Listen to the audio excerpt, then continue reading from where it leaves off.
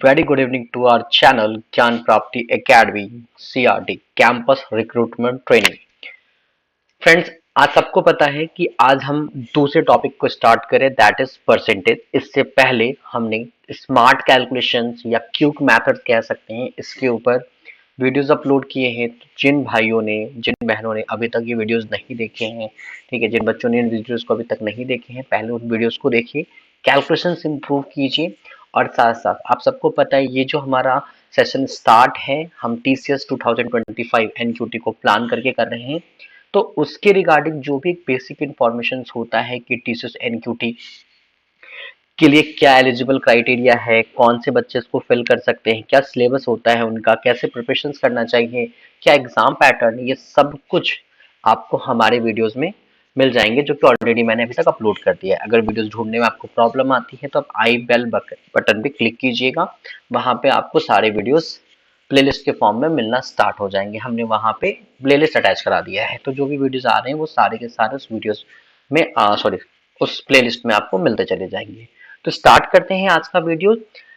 तो जैसा कि मैं आपको स्क्रीन पे दिख रहा होगा, आज हम परसेंटेज टेबल डिस्कस कर रहे हैं। तो उससे पहले हम थोड़ा ये समझने की कोशिश करेंगे कि आखिर परसेंटेज क्या है, और परसेंटेज को समझना थोड़ा हम उसको इजी कैसे बना सकते हैं। एक बहुत ज्यादा हवा है मार्केट में कि परसेंटेज है, काफी डिफिकल्ट होता है।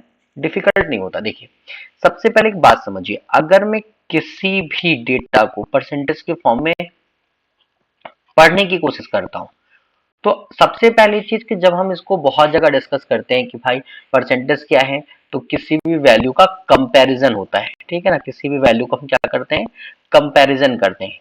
और किसके बेसिस पे कंपैरिजन करते हैं, वो कंपैरिजन बेसिस आपका 100 होता है। या आप ये भी कह सकते हैं कि आउट ऑफ 100 अगर किसी भी डेटा को स्टडी किया जा रहा है, तो वो डेटा हम परसेंटेज के फॉर्म में स्टडी करते हैं। मैं थोड़ा सा इससे अलग चलूंगा, मैं ये कहूंगा कि भाई परसेंटेज जो है, चलो इससे पहले भी और कनेक्ट करने के लिए मैं आपको कह सकता हूँ कि सारे बच्चों को पता होगा कि जब परसेंटेज टू फ्रैक्शन कन्वर्जन होता है, तो आप क्या करते हैं, डिवाइडेड बाई 100 करते हैं। क्या करते हैं, डिवाइडेड बाई 100 करते हैं। फॉर एग्जाम्पल, अगर मुझे 30% को फ्रैक्शन के फॉर्म में लिखना होगा, तो मैं क्या लिखूंगा, 30/100। ठीक है, जीरो से जीरो कैंसिल हो जाएगा, हम कहेंगे फ्रैक्शन वैल्यू 3/10 हो रहा है। फ्रैक्शन वैल्यू क्या हो रहा है, 3/10 हो रहा है। और अगर यही डेटा रिवर्स हो जाए कि अगर मुझे किसी फ्रैक्शन को परसेंटेज में कन्वर्ट करना हो, ठीक है, तो हम क्या कहते हैं कि that will be multiply by 100। Suppose कीजिए मेरे पास 1/5 है, इसको मुझे परसेंटेज में लिखना है, तो मैं लिखूंगा 1/5 multiply by 100, that is equal to 20%। ठीक है, ये बहुत बेसिक से जो आपने स्कूल में पढ़ा है, ठीक है, जो आपने स्कूल में पढ़ा है। अब बहुत बार बच्चों को कंफ्यूजन होता है इस टॉपिक्स में, बहुत बार ऐसा कंफ्यूजन होता है कि हमें न्यूमरेटर में क्या डेटा रखना है, ठीक है, और डिनोमिनेटर में क्या डेटा रखना है। इस कंफ्यूजन को दूर करने के लिए एक थोड़ा सा एक नॉर्मल एक डिस्कशन करते हैं। क्या डिस्कशन है वो देखते हैं। देखिए, अगर मैं यहाँ पे बात करूं, तो भाई fraction is just only favourable value कह लीजिए, डेटा कह लीजिए, कुछ भी, फेवरेबल डेटा अपॉन में कंपैरिजन डेटा, ठीक है ना, comparison data, favourable data upon में कंपैरिजन डेटा। इसको आगे चल के हम FD और CD इंडिकेट कर रहे हैं, ठीक है। तो अगर मैं आपको कहता हूं कि परसेंटेज क्या है, तो आप कहेंगे sir percentage is nothing, that is fraction multiply by 100, fraction multiply by 100, ठीक है। तो अगर मैं इसको कंबाइन करूं, तो मतलब फेवरेबल डेटा अपॉन में कंपैरिजन डेटा मल्टीप्लाई बाय 100। अब यहां पे समझने वाली बात यह है कि फेवरेबल क्या है, कंपैरिजन क्या है, फेवरेबल डेटा क्या है और कंपैरिजन डेटा क्या है। अब देखो, अगर मैं आपसे कहता हूं कि सपोज मैं एक डाई को, ठीक है, एक डाइस को थ्रो करता हूं, तो आप सबको पता है कि डाइस में 1 2 3 4 5 6, ठीक है, ये 6 आउटकम्स आने के चांसेस होते हैं। या तो 1 आ सकता है, या तो 2, या तो 3, या तो 4, या तो 5, या तो 6, ये सारे आउटकम्स पॉसिबल हैं। सपोज कीजिए कि मुझे आउट होने के लिए 1 चाहिए, मुझे आउट होने के लिए क्या चाहिए, 1 चाहिए। ठीक है। तो इसमें से अगर मैं देखूं तो आउटकम्स की पॉसिबिलिटीज कितनी है, नंबर ऑफ पॉसिबिलिटीज कितनी है, नंबर ऑफ पॉसिबिलिटीज की बात करूं, ठीक है, तो कितनी है, 6 है। और मेरे लिए फेवरेबल वैल्यू क्या है, 1 है। यहाँ पे 1 डिजिट्स के फॉर्म में आप एज्यूम मत करना बच्चा, नंबर ऑफ फॉर्म यहाँ पे पॉसिबिलिटीज के फॉर्म में एज्यूम करना, कि मैं जो कहना चाह रहा हूं वो मैं पॉसिबिलिटीज की बात कर रहा हूं। किसकी बात कर रहा हूं, पॉसिबिलिटीज की बात कर रहा हूं। तो कितनी पॉसिबिलिटीज है, 1 2 3 4 5 6, तो मैंने टोटल नंबर ऑफ पॉसिबिलिटीज कितनी लिखी, 6। और अगर मुझे 1 चाहिए, आउट होने के लिए मुझे 1 चाहिए, तो 1 को लिखने का तो एक ही तरीके हैं। तो मतलब मेरे लिए नंबर ऑफ फेवरेबल पॉसिबिलिटीज कितनी बनेगी, मेरे लिए नंबर ऑफ फेवरेबल पॉसिबिलिटीज बनेगी 1। मतलब मैं कह सकता हूं कि fraction of outcome of fraction is what, 1/6। और अगर बच्चा मैं इसी को मल्टीप्लाई बाय 100 करूंगा तो आप कहेंगे दैट वैल्यू इज 16.67%। इसमें से किसी भी नंबर, अगर किसी बच्चे को कंफ्यूजन हो रहा होगा कि सर यहाँ पे 1 लिख रहे हैं क्योंकि यहाँ पे 1 लिखा है, ऐसा कुछ नहीं। अगर मैं, मुझे लगता है कि मुझे आउट होने के लिए, अगर मुझे आउट के पर्पज से 4 चाहिए, तो इसमें 4 आने के चांसेस तो एक ही बार है ना बेटा। आप ये थोड़ी ना कह सकते हो कि 4 के आने के चांसेस 4/6 है। आप इसको सॉल्व कर लोगे, आप बोलोगे सर 66.67% है, ठीक है। ये गलत है। क्यों गलत है, क्योंकि मैं यहाँ पे नंबर की वैल्यू नहीं लिखना चाह रहा हूं, मैं ये बता रहा हूं कि यहाँ पे जो वैल्यूज लिखी जा रही है that is not a number कि उसकी वैल्यू उठा कर रख दो। मैं यहाँ पे कहना चाह रहा हूँ उसके आने के चांसेस कितनी है। तो इन 6 में 4 तो एक ही बार आया है ना, तो आप कहेंगे सर उसके भी आने के chances 1/6 multiply by 100 that is 16.67% है। ये बात ध्यान रखना, ठीक है, ये समझा रहा था। अब चलिए बात करते हैं परसेंटेज टेबल की। आखिर परसेंटेज टेबल है क्या। आपको यहाँ पे मैं कुछ वैल्यू समझाने की कोशिश करूंगा, फिर मैं कॉन्सोलेटेड आपको टेबल दे दूंगा, आप उसे भी नोट कर सकते हैं, ठीक है। देखिए, अगर मैं बात करते हैं कि परसेंटेज के तौर पे आपको सबसे स्टैंडर्ड जो डेटा माना जाता है वो 100 माना जाता है। तो हम ये मानते हैं कि 100% जो होता है वो बाई फ्रैक्शन 1 होता है। फ्रैक्शन के तौर पे देखा जाए तो 1 की वैल्यू हम कितनी एज्यूम करते हैं, 100% एज्यूम करते हैं। 1 की वैल्यू कितनी एज्यूम करते हैं, 100% एज्यूम करते हैं। अब आपको कुछ नहीं करना, मैं अभी फिलहाल के लिए तो मैं अभी आपको टेबल बनाना सिखा रहा हूँ कि मैं टेबल कैसे बना पाऊंगा, आप कैसे दूसरी टेबल्स बना पाएंगे, और उसके बाद मैं आपके सामने एक कॉन्सोलेटेड वैल्यू रख दूंगा जिसके थ्रू आप डेटा को कॉपी भी कर सकते हो और यहां से समझ भी जाओगे, ठीक है। देखो अभी आपको क्या करना है कि कंटिन्यू यहाँ पे, अभी मैं जो यहाँ पे नीचे लाइन लिखूंगा वो कंटिन्यू में दोनों साइड LHS और RHS दोनों साइड 2 से डिवाइड करूंगा और मैं देखता हूँ वैल्यूज क्या बनती है। अगर मैं 2 से कंटिन्यू डिवाइड करना स्टार्ट करता हूँ तो मुझे पहली जी वैल्यू मिलेगी दैट इज 1/2, ठीक है। और इसको हाफ करेंगे तो दैट विल बी 50। मतलब कि 50% का फ्रैक्शन वैल्यू क्या होता है, 1/2 होता है। 50% का फ्रैक्शन वैल्यू क्या हो जाता है, 1/2 हो जाता है। अगर मैं अगेन इसको 2 से डिवाइड करूं तो 1/2 को 2 से डिवाइड करेंगे तो 1/4।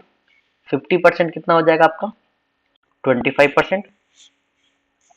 अगेन अगर आप 1/4 को डिवाइड करते हैं तो ये 1/8 होगा, दैट विल बी 12.5%। अच्छा मैं यहाँ पे एक चीज और डिस्कस कर दूं, बहुत बार बच्चा जल्दी में बोल देता है कि 1/4 को जब आप डिवाइडेड बाई 2 करेंगे तो आपकी वैल्यू 1/6 होगी। ये ध्यान रखिएगा, ये गलत है। क्यों, क्योंकि जब 1/4 को हम 2 से डिवाइड कर रहे हैं तो आपको ये बच्चा पता होगा कि डिवाइड साइन अगर मल्टीप्लीकेशन में कन्वर्ट होगा तो वो 1/2 हो जाएगा और ये डेटा 1/8 की कॉन्सोलेटेड होता है। ये बात ध्यान रखिएगा, कहीं गलती से आप ये नहीं सोचिएगा कि मैंने इसका हाफ लिखा तो इसका हाफ 1/6 होगा, ये गलती मत कीजिएगा, ठीक है। जनरली ये कंफ्यूजन होते हैं, इसलिए मैंने सोचा कि डिस्कस करके आपको बता दिया जाए, बाद में कोई कंफ्यूजन ना हो आपके लिए, ठीक है। चलिए अब उसके बाद देखते हैं आगे। इसको अगेन मैं हाफ करूंगा तो 1/16, 16 की वैल्यू हो जाएगी 6.25%, ठीक है। अगर अगेन इसको हाफ किया जाए तो 1/32 मतलब 1/32 की वैल्यू हो जाएगी 3.125%। एंड लास्ट अगर मैं अगेन इसको डिवाइड करूं तो 1/64 की वैल्यू हो जाएगी 1.5625%। तो अभी आपने क्या ऑब्जर्व किया कि मुझे सिर्फ एक सिंगल डेटा पता था कि 1 की वैल्यू कितनी होती है, 100% होती है। और यूजिंग दिस डेटा बस मैंने हाफ हाफ करके अप्रोक्स यहाँ पे total 6 extra value find out की कि भाई अदर 1/2, 1/4, 1/8, 1/16, 1/32 और 1/64 ये जो अलग अलग फ्रैक्शंस वैल्यू हैं, ठीक है, इनकी परसेंटेज डेटा कितनी होगी, बस मैंने एक सिंगल वैल्यू से फाइंड आउट किया, ठीक है। अच्छा, अब बात करते हैं कि अगर मैं ये काम, ठीक है, अगर मैं ये काम अब डिवाइडेड बाई 3 से करता हूँ, मतलब मैं इस वाले फ्रैक्शन में, मतलब इस वाले वैल्यू में 1 इक्वल टू 100% में अगर मैं दोनों साइड 3 से डिवाइड करता हूँ, तो फर्स्ट टाइम अगर मैं डिवाइड करूंगा तो 1/3 की वैल्यू मुझे 33.33% मिलेगा। अगर मैं अगेन इसको डिवाइड करता हूं तो मुझे 1/9 की वैल्यू 11.11% मिलेगा। कितना मिलेगा? 11.11% मिलेगा। और वहीं अगर मैं इसको अगेन डिवाइड करता हूं तो 1/27 की वैल्यू जो मिलेगी मुझे, दैट इज 3.7% मिलेगी। दैट इज 3.7% मिलेगी। Got it guys? अभी देखा हमने कुछ भी एक्स्ट्रा नहीं किया है, कुछ भी एक्स्ट्रा करने का नहीं मतलब, मैंने बस सिंपली डिवाइड किया है। अब मैं आपको बताऊंगा कि आप सिर्फ इनके यूज से कैसे अलग वैल्यूज निकाल सकते हो। काउंटिंग के तौर पे चलो देखो 1 मिला तो 1 को 1/1 भी पढ़ सकते हो, 1/2 यहां मिल रहा है, 1/3 यहां है, 1/4 यहां है। नेक्स्ट 1/5, ध्यान रखिएगा 1/5 डायरेक्ट वैल्यूज निकालनी पड़ेगी, तो मतलब अगर हमने इस साइड 5 से डिवाइड किया तो इधर भी 5 से डिवाइड करेंगे तो 1/5 की वैल्यू क्या हो जाएगी आपकी? 20% हो जाएगी। ये मैंने स्टार लगा रहा हूं क्योंकि ये डायरेक्ट निकाला गया है, ठीक है। अगर बच्चा मुझे 1/6 चाहिए तो मेरे पास दो तरीके हैं, या तो मैं इस वैल्यू में 1/2 में 3 से डिवाइड कर दूं तो 1/2 1/3 बन जाएगा, या मैं 1/3 में 2 से डिवाइड कर दूं तो ये भी 1/6 बन सकता है। ये टोटली डिपेंड आप पे करता है। अगर आप इस डेटा में डिवाइड करेंगे तो 3 से कर लीजिए, और इस डेटा में करेंगे तो 2 से डिवाइड कर लीजिए, और इसकी वैल्यू हो जाएगी 16.67%। ठीक है, 16.67%। फिर बात करें अगेन नेक्स्ट 1/7, आपको डायरेक्ट याद करना पड़ेगा, डेट वैल्यू 14.28%। अब यहाँ पे एक समझदारी वाली बात ये है, जब बच्चा ऑब्जर्व करे तो यहाँ पे ये इसका डबल है, 7 का डबल 14 और 14 का डबल 28। ठीक है, तो आप क्या ऑब्जर्व कर रहे हैं बेटा कि यहाँ पे 1/7 जस्ट डबल करके लिख देना, तो कोई क्रिटिकल ज्यादा कंडीशंस नहीं है वैल्यू याद करने के लिए, आराम से आप याद कर सकते हैं। Got it? चलिए 1/7 के बाद 1/8 आपको यहाँ मिल गया, 1/9 यहाँ मिल गया। ठीक है, अगर मैं 1/10 की बात करता हूं तो ये तो सबको पता होगा 10%, लेकिन स्टिल मैं बताना चाहूंगा कि अगर आप इससे चाहें तो डिवाइड बाई 2 कर सकते हैं, डिवाइड बाई 2 कर सकते, तो डिवाइड बाई 2 करेंगे आप तो आपको यहाँ पे 1/10 की वैल्यू 10% मिल जाएगी। Got it guys? 10। अगला 1/11, 1/11 ध्यान रखिएगा 1/11 की वैल्यू 9.09% होती है। अभी आप अगर ऑब्जर्व, यहीं पे मैं आपको एक हिंट करूं, अगर आप ऑब्जर्व करेंगे तो ऊपर में जितने भी डेटा में स्टार लगाए जा रहे हैं उनका उनका जो डेनोमिनेटर वैल्यू है वो अपने आप में प्राइम नंबर है, और आप सबको पता है प्राइम नंबर वैसे नंबर को कहते हैं जो खुद से डिविजिबल होते हैं और 1 से डिविजिबल होते हैं। दैट्स व्हाई मैं किसी नंबर में डिवाइड करके वो फ्रैक्शन जनरेट कर नहीं पा रहा हूं। ठीक है, वो फ्रैक्शन में जनरेट नहीं कर पा रहा हूं, इसलिए मैंने आपको क्या कहा है कि आप कुछ भी कीजिए, ठीक है, जो स्टार लगा वैल्यूज को डायरेक्ट याद कीजिए, बाकी सारे वैल्यूज तो आप इस प्रकार याद कर सकते हैं। Got it? चलिए 1/11 तो आपको यहां मिल गया। अब बात करते हैं 1/12 की, कि 1/12 कैसे मिलेगा। तो अगर मैं 1/12 की बात करता हूं तो मुझे ये दिख रहा है कि अगर मुझे 1/12 की वैल्यू चाहिए, ठीक है, तो अगेन मैं इस डेटा में या तो 4 से डिवाइड कर सकता हूं, या तो मैं इस डेटा में 6 से डिवाइड कर सकता हूँ, और या तो इस डेटा में मैं 2 से डिवाइड कर सकता हूँ। बहुत ऑप्शन है। तो 1/12 की वैल्यू जो होती है वो आपकी 8.33% होती है। ध्यान रखिएगा, शायद एक बार ये जब बन जाएगा और स्क्रीन पे अगर आप सडन देखेंगे तो आपको कंफ्यूजन होगा, मैं बार बार एरो बनाकर दिखा रहा हूँ तो इसे कंफ्यूज मत होइएगा। ठीक है, देन 1/13 आपको याद रखना पड़ेगा बच्चा, 1/13 की वैल्यू 7.69% होता है। ठीक है, अगर मैं बात करूं 1/14 तो सिंपल है, आप देख रहे हैं यहां पर है, तो इसकी वैल्यू को अगर आप डिवाइडेड बाई 2 कर देंगे तो 1/14 की वैल्यू आपको मिल जाएगी 7.14%। मैं आपको बस ये समझाना चाह रहा हूँ, कोई भी वैल्यूज याद मत करने का सोचो, सब एक दूसरे से रिलेटेड, और बहुत बार जब आप क्वेश्चंस को अटेम्प्ट करेंगे, बार बार मल्टीपल प्रैक्टिसेस होंगी तो आप देखेंगे कि आपको डेटा याद होने लगे, कोई बड़ी चीज नहीं है। ठीक है, हम लोग ने भी बैठ के इसको याद तो किया नहीं है, सिंपल सी बात है। 1/15, 1/15 कहां से ढूंढेंगे, तो 1/15 अगर आपको ढूंढना है तो चलिए, या तो मैं इस वैल्यू में इस वैल्यू में 3 से डिवाइड कर दूं, ठीक है, या तो फिर मैं इस वाले वैल्यू में 5 से डिवाइड कर दूं, ठीक है, तो मुझे क्या मिल जाएगा, मुझे मिल जाएगा आपको 6.67%। 1/16 आपको यहां मिल गया है। चलिए एक सीक्वेंस में बताता हूं आपको, 1/17, 1/18 और 1/19। देखो 1/20 तो सबको पता है कि 5% होता है, और ऐसे भी देखोगे तो इसका हाफ करना है हमें, ठीक है। और अभी देखो 1/16 वहां पे लिखा हुआ है, वो वैल्यू 6.25% है। तो अब नॉर्मली समझने वाली बात यह है कि इनके बीच की जो वैल्यूज हैं ये 5 से बड़ा और 6.25 सॉरी 6.25 से क्या होगा, छोटा होगा। तो ध्यान रखना ये सारा डेटा 555 ही होता है, ठीक है। अब ध्यान रखने के लिए 5.88% है, ये 5.55% है। अगर मैं बोलूं कि तुम इसको 5.22% लो, तो देखो ये 11 टू टाइम्स है, 11 5 टाइम्स है, ये 11 8 टाइम्स है। ये 11 8 टाइम्स लिख के 88 लाया गया है, ये 11 5 टाइम्स लिख के 55 लाया। लेकिन ध्यान रखना एक्चुअली ये 22 नहीं होता है, ये 5.26 होता है, थोड़ा सा अलग है, ध्यान रखना ये 5.26% होता है। जनरली मैं याद करने के लिए बच्चों को बोल देता हूँ कि यहाँ पे ध्यान रख लो, ये 13 मल्टीप्लाई बाई 2 है, ठीक है। तो आप इस प्रकार से इन वैल्यूज को याद रख सकते हैं। अब मैं आपको यहां पे एक चीज और बताता हूं, ठीक है, कि अगर मान लीजिए ये सारी चीजें हो गई, ठीक है, अब आप फिर भी कुछ मल्टीपल्स डेटा देखेंगे। मल्टीपल्स डेटा मैं आपको समझाना चाहूंगा कैसे, वो देखिए। जैसे मान लेते हैं कि अभी मैं अगर आपसे ये कहता हूं कि मुझे 1/2 की वैल्यू 50% पता है, ठीक है, और अगर मुझे यहां से 7/2 की वैल्यू चाहिए, तो मैं क्या करूंगा, 7/2 की वैल्यू निकालने के लिए मैं 7 इंटू 1/2 लिख सकता हूं, और मुझे पता है ये जो वैल्यू है that value is equal to 50%। तो अगर मैं 50 में 7 से मल्टीप्लाई करूंगा तो इसकी परसेंटेज वैल्यू कितनी हो जाएगी, 350% हो जाएगी। इसकी परसेंटेज वैल्यू कितनी हो जाएगी, 350% हो जाएगी। उसी प्रकार अगर मान लीजिए मैंने 11/2 की वैल्यू पूछा, तो आप बोलेंगे सर 11 मल्टीप्लाई बाय 1/2 हो जाएगा, इसकी वैल्यू मुझे पता है सर 50%। तो आप कहेंगे सर इसकी जो कंप्लीट वैल्यू हो जाएगी वो 550% हो जाएगी, ठीक है। दूसरा डेटा लेते हैं, जैसे मान लीजिए अगर मैंने आपको कहा कि 1/9 की वैल्यू आपकी 11.11% है। यहां से चलिए अगर मैं आपसे पूछता हूँ कि बताइए 4/9 की वैल्यू क्या होगी, तो आप कहेंगे सर 4/9 की वैल्यू 4/1 इंटू 1/9 हो जाएगा, जो कि 4 इंटू 11.11% होगा, जो डेटा आपका 44.44% हो जाएगा। और होप आप मुझे कमेंट बॉक्स में बताएंगे कि 7/9 की वैल्यू कितनी होनी चाहिए, 7/9 की वैल्यू क्या होनी चाहिए, ठीक है।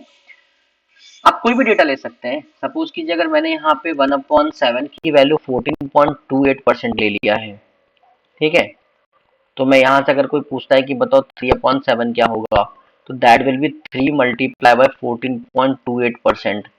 अगर आप इसको रिजॉल्व करेंगे बेटा तो 42.84% आएगा। तो मैं यहाँ पे सिंपल ये कहना चाह रहा हूँ कि आप किसी भी फ्रैक्शन का आंसर परसेंटेज में निकाल सकते हैं अगर आप डिनोमिनेटर पे फोकस करते हैं, सिर्फ डिनोमिनेटर पे फोकस करते हैं। जैसे मान लीजिए अगर रैंडम ऐसा हो जाए मेरे साथ, अगर मैं अपनी बात करूं कि भाई मुझसे अगर किसी ने पूछ दिया कि चलो सर आप तो इतनी वैल्यूज बता रहे हो, आप तो मुझे ये बताओ, ठीक है, कि 7/16 की वैल्यू क्या होती है। अब मैं बोलूंगा यार 7/16 तो बड़ा डिफिकल्ट है, लेकिन मुझे ये पता है कि 7/16 को मैं 1/16 लिख सकता हूँ, और ये जो डेटा है ये 6.25% के बराबर होता है। ये डेटा किसके बराबर होता है, 6.25% के बराबर होता है। तो जब आप मल्टीप्लीकेशन करेंगे तो यू गॉट 43.75%, यू गॉट 43.75%, ध्यान रखिएगा। तो ये चीजें प्रैक्टिस से आ जाएगी, आप भी प्रैक्टिस कर सकते हैं, आपको भी आएगा। और जैसा कि मैं बता रहा हूँ ये चीज हमारे लिए बहुत फ्रूटफुल होगा जब हम क्वेश्चंस को सॉल्व करने के लिए बैठेंगे।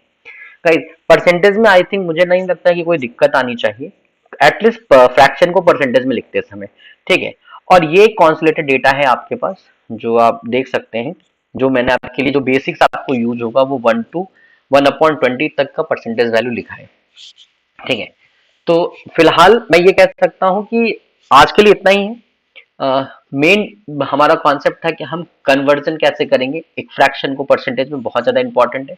तो आप उसको कंप्लीट कीजिए और अगले आने वाले वीडियोस में हम चैप्टर्स पे आएंगे, इनके एप्लीकेशंस पे आएंगे कि इनके एप्लीकेशंस में क्या क्या है। तो आज के लिए इतना ही guys, thank you so much.